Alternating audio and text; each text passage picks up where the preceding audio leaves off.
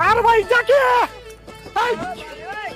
मी तुम्हाला काय सांगितलेलं बैलांचा जुना दिवस नक्की येणार.